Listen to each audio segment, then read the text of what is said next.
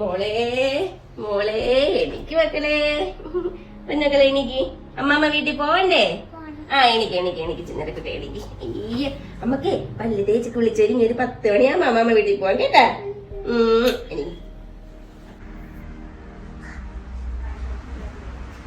എനിക്ക് വലിയ ചേട്ടേ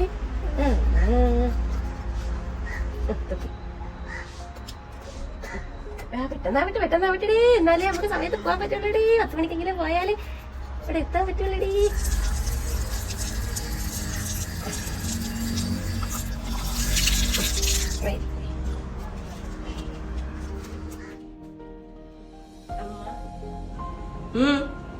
ഇന്നലെ ഞാൻ പറഞ്ഞില്ലേ വീട്ടിലൊന്ന് പോണോന്ന്. ഒരു 10 മണിയൊക്കെ ആകുമ്പോ പൊക്കോട്ടെ അമ്മ. കഴിക്കാൻ എന്തുണ്ട് അമ്മ? രാവിലത്തേക്ക് ബ്രേക്ക്ഫാസ്റ്റ് ഞാൻ ഇഡലി സാമ്പാറും വെച്ചിട്ടുണ്ട് അമ്മ. പിന്നെ ഉച്ചക്കത്തേക്ക് ചോറും തോരനും അവിയലും പിന്നെ ഈ സാമ്പാറും കൂടെ എടുക്കാമല്ലോ അമ്മ. ഒരു കാര്യം ചെയ്, ഫ്രിഡ്ജിൽ മീൻ ഇരിപ്പുണ്ട്, അതിനെ കറിയും വെച്ച് തുണിയും കഴുകിയിട്ടിട്ട് പോയിക്കോ. ശരി അമ്മ. ഇതൊക്കെ കഴിഞ്ഞ് എപ്പോ പോവാനാണോ എന്തോ.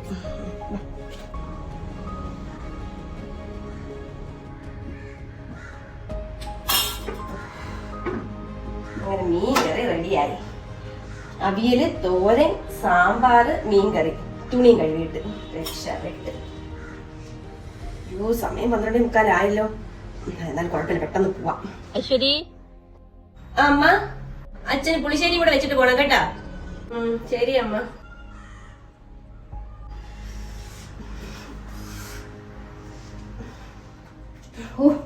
പണിയൊക്കെ കഴിഞ്ഞ് ഇവിടെ തുടച്ച് കൊച്ചിനും ചോറ് കൊടുത്ത് ഞാനും ചോറ് കഴിച്ച് ഇറങ്ങാം.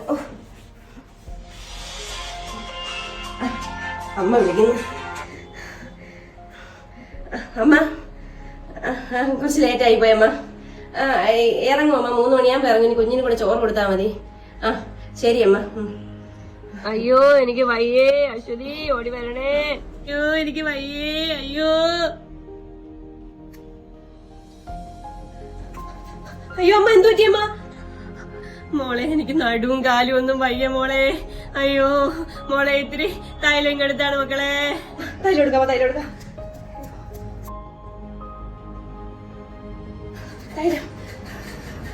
തൈലം കൊണ്ടുവന്ന.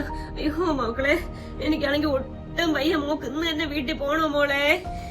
വേണ്ടമ്മ വേണ്ട, ഞാൻ വരൂലെന്ന് ഞാൻ വീട്ടിൽ വിളിച്ച് പറയാം. മോക്കള് വീട്ടിലും വിളിച്ച് പറഞ്ഞ് മക്കളുടെ താഴത്തെ കടയിൽ നിന്ന് 2 കിലോ പഴവും കൂടെ മേടിച്ചോട്ട് വാ മക്കളെ.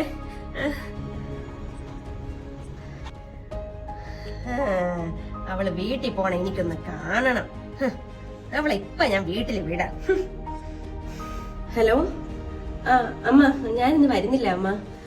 ഇവിടെ അമ്മയ്ക്ക് നടുവേദനയും കാലുവേദനയൊക്കെ. അപ്പൊ ഞങ്ങൾ അടുത്ത ആഴ്ച വരാന്ന് വിചാരിച്ച്. വെറുതെ ഇരുന്ന് വയ്യ. അവള് കടയിൽ പോയേക്കുന്നു. ഗിരിജ ഒന്ന് വിളിക്കാം. ഹലോ എടി ഗിരിജ. എന്തോന്ന് സുഖം. മരുമോളാ, അവളിവിടെ ഉണ്ട്. അവക്ക് പിന്നെ സുഖല്ലേ. അമ്മയടുത്ത് കടയിൽ പോണെന്ന് പറഞ്ഞിട്ട് പോവാം. എന്റെ മോൻ കിടന്ന് ഗൾഫിൽ കിടന്ന് കഷ്ടപ്പെട്ട് പൈസ അയക്കും. അവക്ക് ഇവിടെ മൃഷ്ടാന ഭോജനം. പിന്നെ കൊച്ചിന്റെ കാര്യം ഞാനും അച്ഛനും കൂടെ അങ്ങ് നോക്കും. അവക്ക് ഇവിടെ ടിവിയും കണ്ട് ഫോണും നോക്കി വെറുതെ ഇരിപ്പ് തന്നെ പണി. പിന്നെ ആഴ്ചയിൽ വീട്ടിൽ പോക്ക്. നമ്മളൊന്നും പറയൂല, പോട്ട് നമ്മക്കെന്ത്, ഇതിലൊക്കെ പോയിട്ട് വരട്ട്. അവിടുത്തെ വരുമ്പോൾ എങ്ങനെ? ഇതും അതുമൊക്കെ കേട്ടിടത്തോളം കണക്ക് തന്നെ. ശരിയടി, ശരി എന്നാ പിന്നെ വിളിക്കാം. സമയമില്ല. നീ എന്തിനാണ് ആ കൊച്ചിനെ കുറിച്ച് കൂടുതൽ നുണ പറയുന്നത്? ആ കൊച്ചു ഇവിടെ മാടുപോലെ പണിയെടുക്കല്ലേ? അച്ഛൻ ചുമ്മാ ഇരിയച്ചാ. അവളൊരു ശീലാവതി. എല്ലാരും കാണുമ്പോ സ്നേഹ പ്രകടനവും സോപ്പിടലും. അവളെ കുറിച്ച് എല്ലാവർക്കും അങ്ങ് നല്ലതേ ഉള്ളു. അവളെ കുറിച്ച് ഇപ്പൊ നല്ലത് അങ്ങനെ വിചാരിക്കണ്ട. അതുകൊണ്ട് തന്നെ ഞാൻ പറഞ്ഞത്, ഞാൻ മനഃപൂർവ്വം പറഞ്ഞത് തന്നെ അവളെ മോശകാരിയാക്കാൻ. എന്തിനാണ് എന്നെ കുറിച്ച് ഇങ്ങനെയൊക്കെ പറയുന്നത്?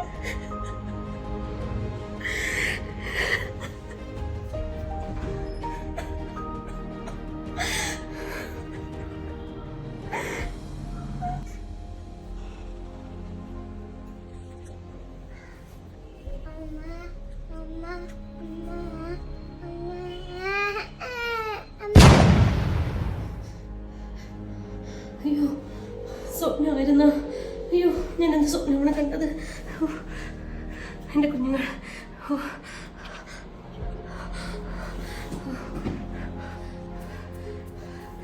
മോളെ,